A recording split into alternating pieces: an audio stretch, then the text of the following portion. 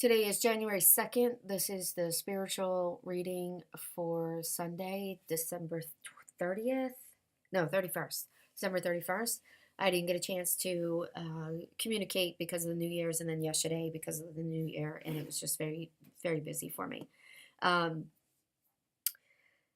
Last night with the full moon, oh, the spirits were super, super, super strong and super active and everywhere, and I was just exhausted most of the day today from not getting as much restful sleep as I normally get, even though it's not always restful. But so this is for that communication.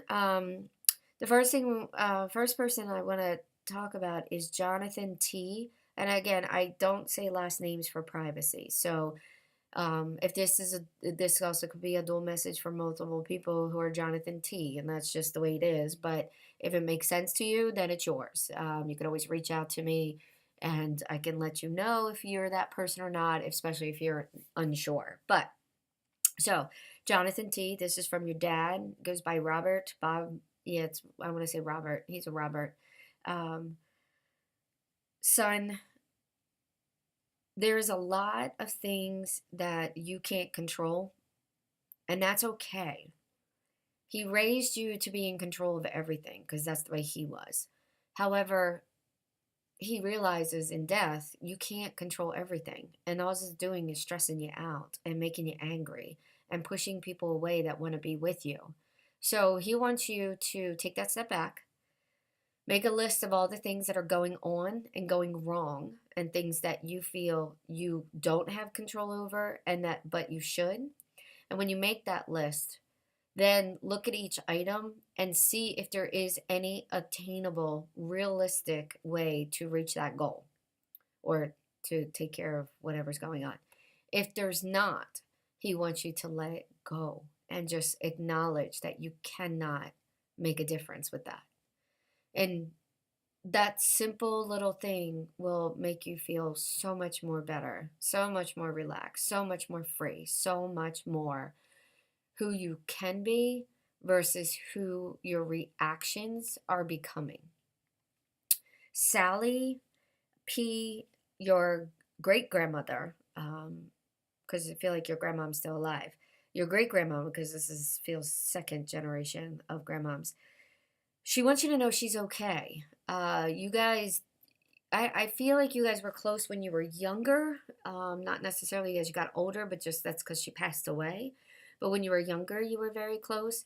And lately, you've been thinking about her because of situations in your life that has popped up that remind you of her and what she was going through towards the end of her life. And she wants you to know that she's okay, that the suffering that she had from the pain, yes, it was painful. And yes, she hurt. But at the same time, it was nothing that she couldn't handle. So, um, you've been thinking about her a lot. She's okay. And she also wants you to know that you're not going to have the same thing that your family line seems to be having, that she has. I feel like mom has it now. And so there's a concern there, but don't be concerned. It skips generations. That's why your grandmom didn't have it, but your mom did. So it's going to skip you. Now, what does that mean for your children? Obviously, there is that risk there. Uh, However, she's telling me that when the life agreements were made, it was supposed to stop at your mom's generation. So I don't feel any concern for your children or future children. It really is just unfortunate and painful to lose the people in your life that way. So she just wants you to know mom's still going to be around for a while. She's not going anywhere anytime soon. So you do have time and to not stress over not being able to see her as much because you work and, you have, I feel like you have kids already, at least one. But your life is very busy. So, don't feel bad you can't get to see her. You can talk to her on the phone or text and she's fine with that. But, don't be surprised if she complains about the pain because your mom complains about pain. So, and it is painful for her. But at the same time, you have to do what you need to do for you and your family right now, too. So don't feel guilty. Just see her when you can. There's still time. She's not going anywhere anytime soon. I feel like she's got several years still. Um, and just keep breathing through that. Okay. Next one, Amy K. Uh, this is from your grandmother and your great grandmother. So both grandparents in the most recent to you. I don't know how to say. I'm just gonna say it because I just gotta say it.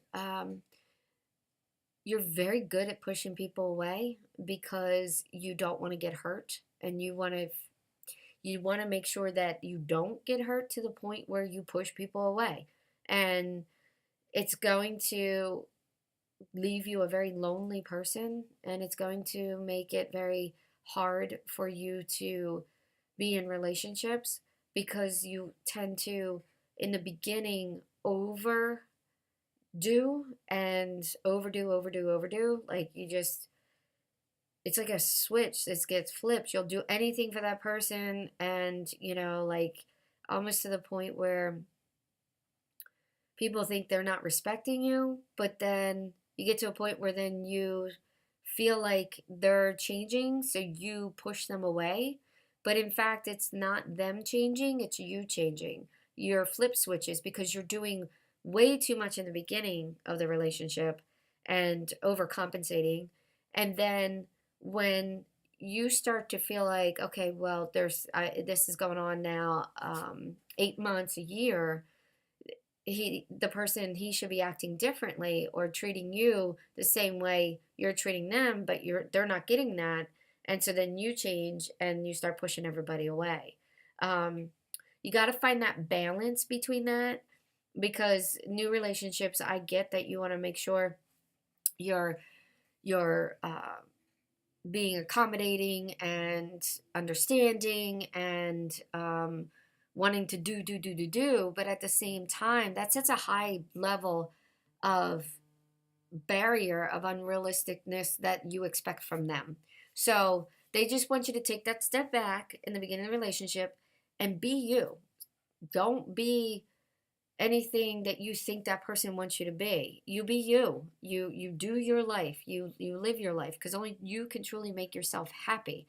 Everyone else in your life can enhance it, can make you feel, loved, but in the end, only you can make yourself happy. Just as, I mean, this is a good general message for everybody, but only each individual person has no control over the relationships they're in. They have 100% control of themselves. That is it. They don't have control over the other person. It's not a 50-50. It is 50-50 for materialistic things and maybe financially, but emotionally, there's no 50-50. It is 100% you, 100% that other person. That's it. There's no wiggle room there. So we put too much expectations on things and what it should be or could be, or what it was before, or what it was before. And you got to take those step backs because you miss out on wonderful relationships because of that. So a very good overall message for everybody on that one. Happy New Year. Let's all send happy, positive thoughts out there for 2018 and help heal the earth, because the earth is hurting. It started hurting last January. So let's get some love out there and some peace out there, and try and make everything better.